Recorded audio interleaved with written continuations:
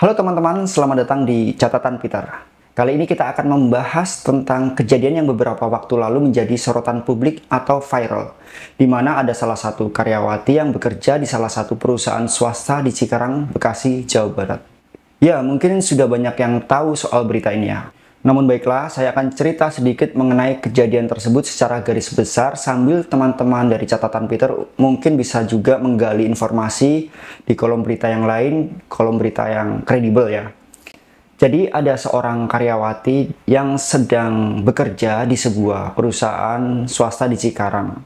Karyawati tersebut kemudian didekati oleh atasannya dengan berbagai rayuan dan ajakan. Bahkan sampai diajak untuk staycation bareng. Staycation itu kayak nginep di suatu tempat. Nah, biasanya dalam rangka liburan atau kegiatan yang berada di luar tempat tinggalnya. Namun karena karyawati tersebut memegang prinsip hidupnya, maka ajakan-ajakan tersebut ditolaknya. Sebenarnya dia sih mau-mau aja menerima ajakan atasannya, tapi dengan syarat ia harus bawa teman. Jadi nggak sendirian ya. Tapi atasannya nggak mau kalau dia itu bawa teman gitu. Nah, untuk alasan itulah karyawati ini menolak ajakan atasannya itu. Karena dia juga nggak mau kalau cuma sendirian. Di sisi lain dia juga menjaga hubungan dengan pacarnya. Jadi karyawati tersebut itu sudah memiliki pacar ya.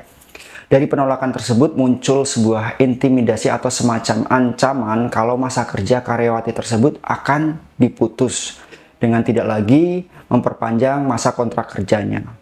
Nah, akhirnya kejadian tersebut muncul di ruang publik melalui media sosial yang lalu kemudian menjadi perhatian netizen dengan dukungan penuh untuk karyawati tersebut. Nah, itu dia sedikit cerita tentang kejadian yang sedang ramai dan jadi perbincangan netizen. Sebenarnya masih banyak cerita-cerita yang serupa, makanya jangan skip video ini sampai selesai. Sebelum kita melanjutkan video ini, silakan untuk klik subscribe terlebih dahulu. Nah, kejadian yang dialami oleh karyawati tadi adalah salah satu bentuk dari sextortion.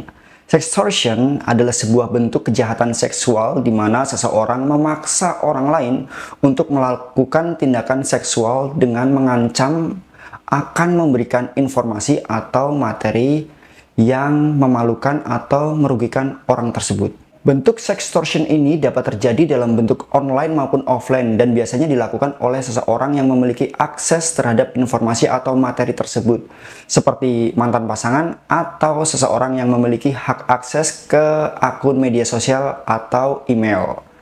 Dalam kebanyakan kasus, sextortion terjadi melalui penggunaan teknologi seperti layanan pesan instan seperti WhatsApp atau Line atau DM gitu ya, email atau media sosial. Nah, pelaku akan meminta korban untuk melakukan tindakan seksual tertentu dan mengancam akan membeberkan informasi atau materi yang memalukan jika korban tidak mematuhi permintaannya. Kemudian pelaku dapat menggunakan informasi atau materi yang dimiliki sebagai alat untuk memaksa korban, seperti foto atau video intim yang diambil tanpa izin atau informasi pribadi yang sensitif.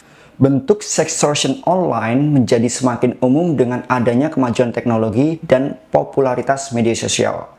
Pelaku dapat mengumpulkan informasi pribadi korban melalui jejaring sosial dan menggunakannya sebagai senjata untuk memaksa korban. Pelaku juga dapat memalsukan identitas mereka di media sosial untuk mendapatkan informasi pribadi dari korban dan menggunakannya sebagai alat untuk memaksa korban. Nah, sextortion ini tidak hanya merusak mental dan emosi korban, tetapi juga dapat mempengaruhi kehidupan pribadi dan profesional mereka. Korban dapat menjadi sasaran pelecehan online dan bullying, atau bahkan kehilangan pekerjaan atau kesempatan pendidikan karena informasi atau materi yang dibocorkan. Nah, hal ini dapat mengakibatkan trauma jangka panjang dan dampak psikologis yang signifikan. Meskipun sextortion adalah bentuk kejahatan seksual yang serius, korban seringkali merasa malu atau takut untuk melaporkan kepada otoritas yang berwenang. Ini dapat menghambat proses hukum dan memberikan kekuatan kepada pelaku untuk terus melakukan tindakan yang sama pada korban dan orang yang lain. Nah, oleh karena itu penting bagi korban untuk berbicara atau speak up dengan seseorang yang dapat dipercaya dan mencari bantuan dari organisasi yang memperjuangkan hak korban. Sementara itu, pemerintah dan organisasi-organisasi internasional telah mengambil langkah untuk melawan sextortion dengan mengembangkan hukum dan kebijakan yang lebih kuat. Nah, beberapa negara bahkan telah memperkenalkan undang-undang khusus untuk melawan sextortion dan memberikan hukuman yang lebih berat bagi pelaku. Selain itu, beberapa organisasi telah memperkenalkan kampanye kesadaran untuk meningkatkan kesadaran tentang sextortion dan memberikan sumber daya bagi korban. Lalu kita sebagai individu, kita dapat melindungi diri dari sextortion dengan memperhatikan keamanan online dan menjaga informasi pribadi kita agar tidak terpapar secara online. Selain itu, kita dapat membantu melawan sextortion dengan melaporkan tindakan kejahatan seksual dan memberikan dukungan kepada korban. Kita semua harus berpartisipasi dalam upaya menghentikan sextortion dan menciptakan lingkungan yang lebih aman bagi semua orang. Penting untuk terus berbicara tentang sextortion dan kejahatan seksual lainnya dan mencari cara untuk mencegah dan menangani kejahatan tersebut. Di sisi lain, pendidikan juga dapat menjadi faktor penting dalam mencegah sextortion dengan mengajarkan kepada anak-anak dan remaja tentang bahaya online dan cara menghindari penipuan online.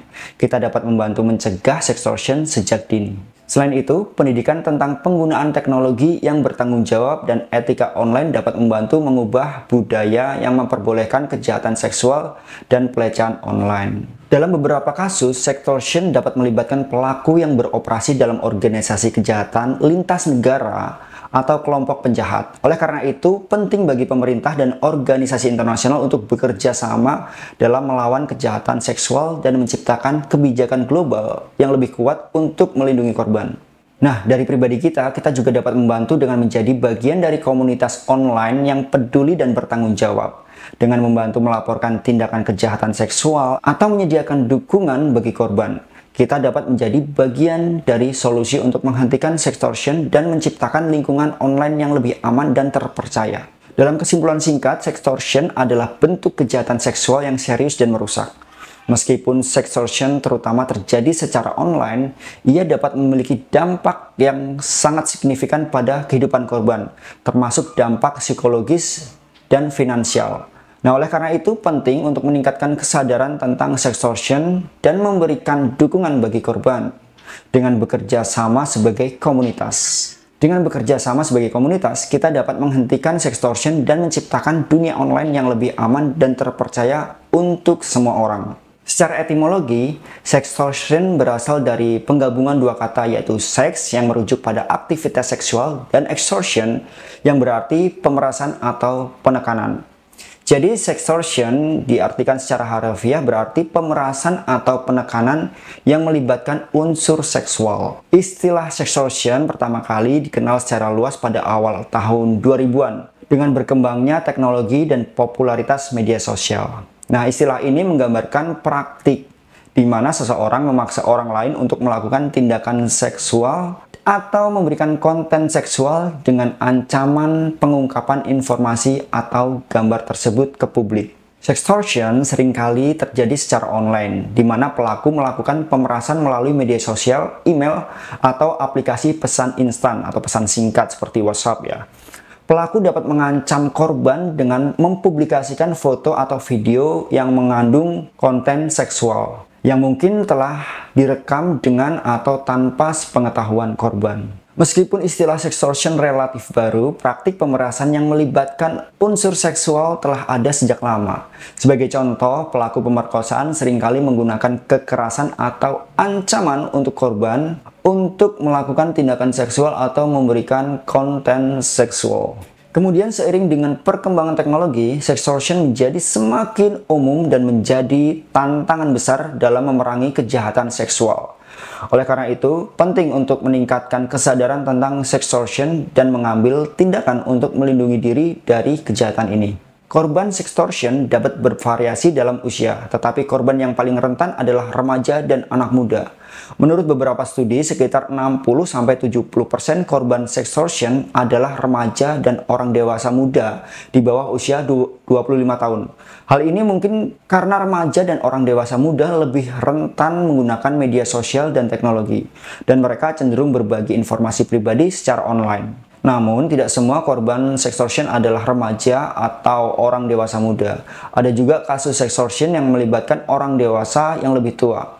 Beberapa pelaku mungkin menggunakan keahlian teknologi dan kecerdasan untuk menipu korban dan memperoleh informasi pribadi mereka. Selain itu, korban sextortion juga dapat bervariasi dalam jenis kelamin.